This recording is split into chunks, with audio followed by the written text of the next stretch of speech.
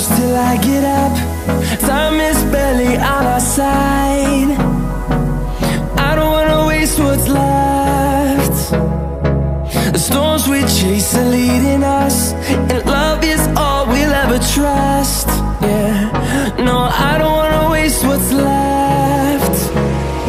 And on we'll go, through the wastelands, through the highways, till my shadow turns to sun rays. And on we'll go, through the wastelands, through the highways, and on we'll go. The C8 Z06, is it finally Chevy's first entry-level supercar? Well, to find that out today, we're going to be testing this C8 Z06 convertible against a bona fide supercar from McLaren, the 570S, which everyone agrees is a supercar.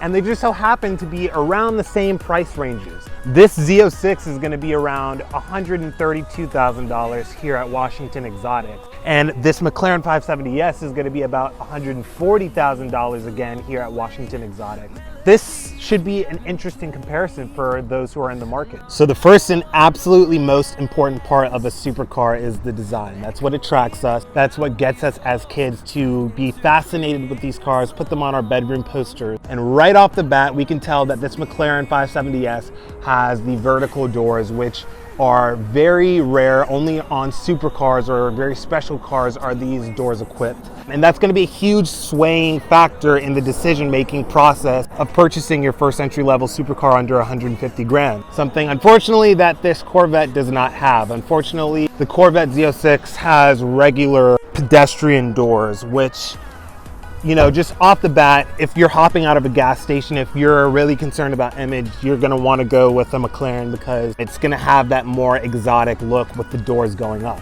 But irregardless of the doors, the actual stance and the proportions of the C8 Z06 are definitely very mid-engined, very, very exotic looking. Definitely an American style on it, but I really enjoy specifically the C8 Z06 front bumper. I think it really differentiates itself compared to what you see all the time on the road, being the C8 Stingray, which is not a supercar. This really separates it, and I also do think that the design changes that they made also translate to people being able to tell the difference on the street. I feel like this has a much more striking presence than the C8 Stingray, especially with the exhaust when we turn it up.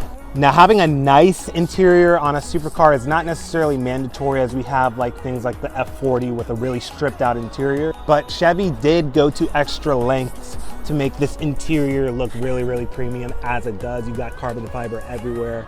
Really nice leather as well. This looks, interior wise, definitely very striking and exotic, driver focused. So for a supercar, I think that this interior definitely passes for a supercar interior. And when you compare that to the interior of the McLaren is a lot more simplistic. But as you can tell, again, great materials, carbon fiber everywhere, the nice colored leather. This is, again, a supercar interior, a lot of attention to the functionality aspect of living with this car. And so, yeah, this McLaren also has a very supercar interior, but a lot less striking, in my opinion, than this interior. Another huge piece of this puzzle is the performance. Now, it's not the defining factors, but it is very important in a supercar. This C8 Z06 has 670 horsepower and about 460 pounds-feet of torque. This McLaren 570S has about 563 horsepower and about 440 pounds-feet of torque, which, I mean, it's comparable because, again, this McLaren is going to be lighter with a carbon chassis. That's going to get into our next topic about the defining characteristics of each car. Now, each supercar has a defining characteristic about it that you get to interact with that makes it worth the money that you're paying for it. For instance, for a Lamborghini Aventador, what you're paying for is that engine and gearbox combo. You're not necessarily paying for the handling. For the Ferrari 458, we're getting definitely, again, that engine and that chassis characteristic, the handling. And then specifically for this McLaren, what you're getting and what you're paying for is this carbon monocoque chassis, which is going to handle extremely well. You're also going to be paying for the steering. The steering has one of the best ratios and feel to it than anything in the market. As well, you would be paying for the brake feel. Everything about McLaren's is about the inputs, how you feel driving the car. So again, the steering, the brakes, and the chassis is going to be very, very well put together on this car. And compare that to the engine. Engine is a twin turbo V8, which is not going to have nearly the same character as the C8 Z06. However, the handling of the 570S will not compare in any way, shape, or form to the C8 Z06. And the defining characteristic, again, for this C8 Z06 is obviously that engine, that flat plane crank Chevy V8, which was pretty much reverse engineered from the Ferrari 458. That is going to be your party piece. The transmission, it's very crisp, but it doesn't have the emotional characteristic that a Ferrari or Lamborghini transmission would have, or even that some McLarens would have when you put it in sport mode. But here's the most important part, and that is the drive.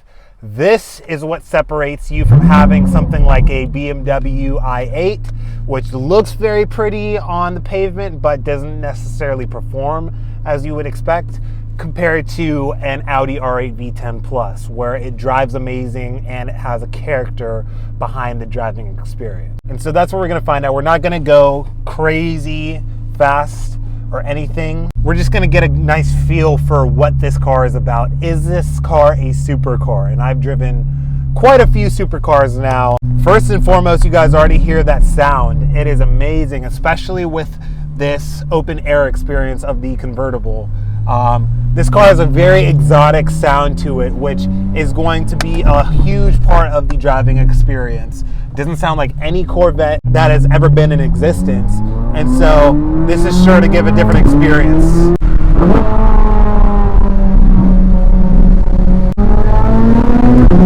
Also, one thing you'll notice with the shifts, they're very smooth, but it will have like a little crack or a whip crack on the shift, which sounds nice, but I just wish it actually gave you like a torque shove, like how McLaren, Ferrari, or Lamborghini does, how they tune it in Corsa mode, race mode, or sport mode for McLarens.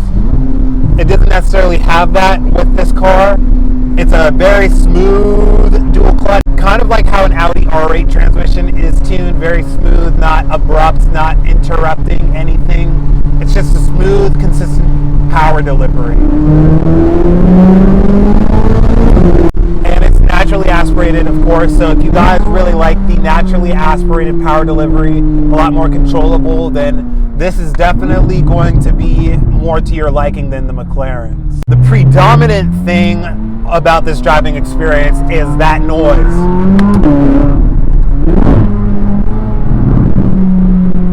Like, do you listen to that? Steering is decent. It's not the best. It's certainly nowhere near close to McLaren or Ferrari. It's definitely, in my opinion, a little bit better in the weighting compared to Lamborghini, like Huracans, which have very, very light steering.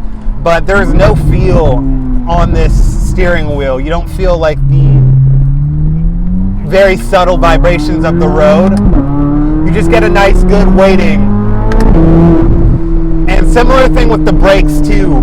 The brakes have a very electronic feel to it. I think it's brake-by-wire, but I'm not sure exactly.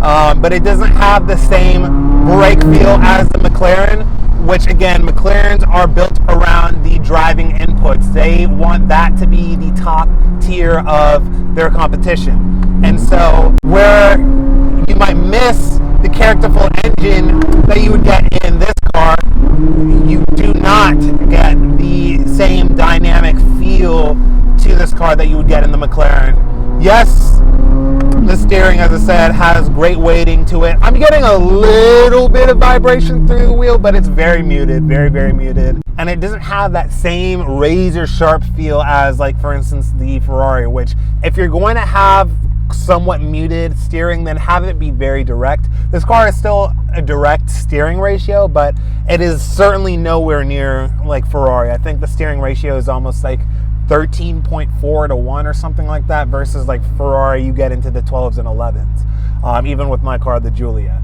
And so yeah, the steering is not necessarily anything to write home about. Everything that you're getting and you're paying for is going to be in that engine experience right there.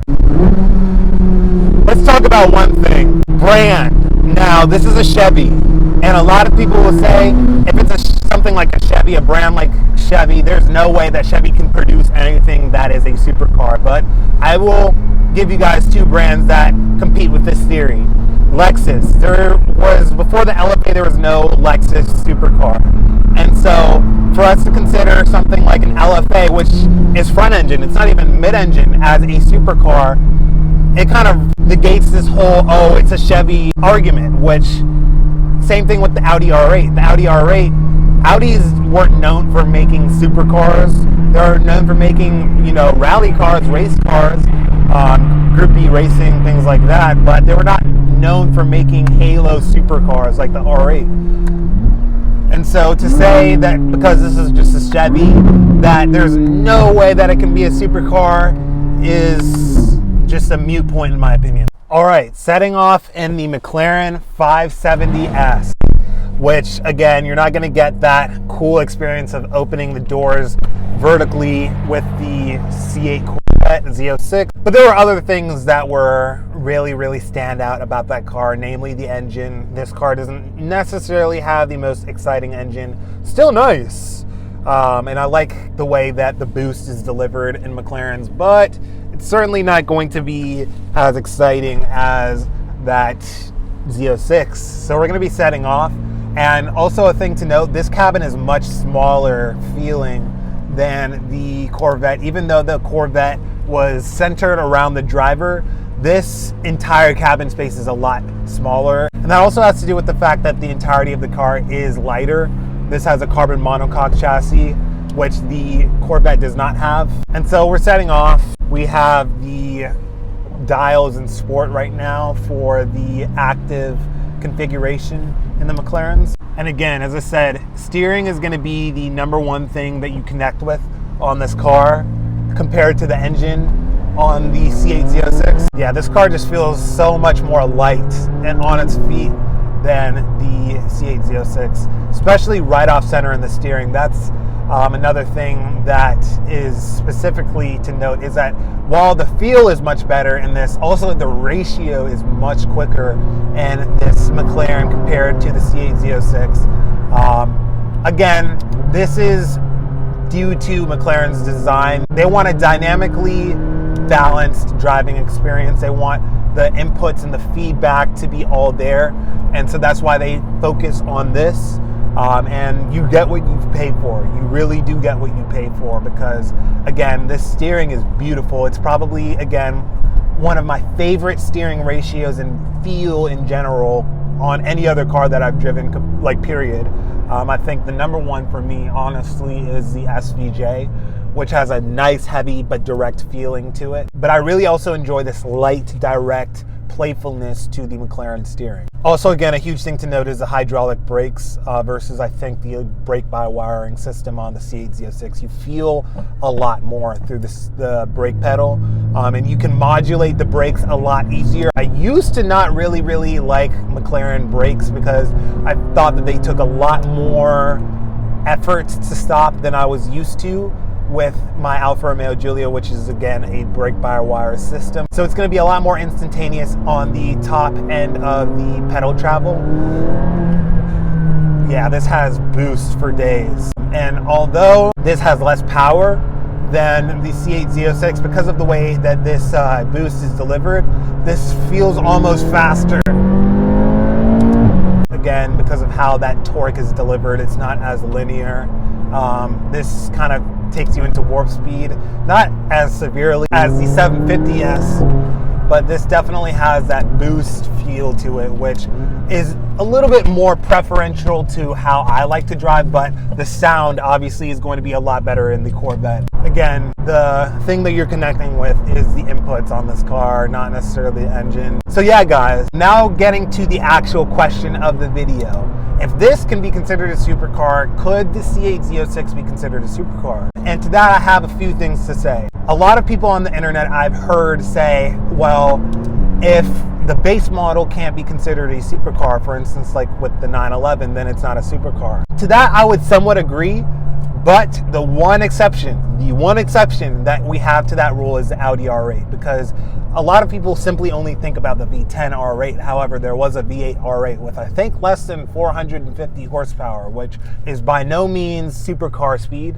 It used to be supercar speed. It's not anymore. That was not considered a supercar. That was considered a sports car. However, the R8 V10 Plus is considered a supercar. So I don't see any way that a Z8 Z06 Corvette is not considered a supercar because the base Stingray is not a supercar. That argument doesn't work because, again, you have the Audi R8. We established that the brand argument doesn't work either because Lexus had a supercar when they were not known for making supercars. Also, so did Audi. And so the brand, it being a Chevy, is not an argument for it not being a supercar. I think the number one thing that makes a supercar in terms of officially in the eyes of the public is specifically in the eyes of the public. It has a lot to do with how the non-car enthusiast perceives that car. And just from driving the C8 Z06, I've seen a reaction to that car that does not compare to any other Corvette that I've driven or that I know about. Like the C7 is definitely not considered a supercar. That is a sports car. It's not mid-engine. It doesn't have the special engine that is in the C8 Z06. And so really it determines, and it's up to the public perception, which again, I guess we could go into the aspect of how rare is this? Is this desirable in the market right now? Is this a high production vehicle? Which obviously the C8 Z06 is going to be very high production, but also if we think about Huracan, so is a Huracan. That was a high production vehicle. That doesn't make a Huracan not a supercar. And so I think we really have to think about these arguments. But again, to answer the question finally, is the C8 Z06 a supercar?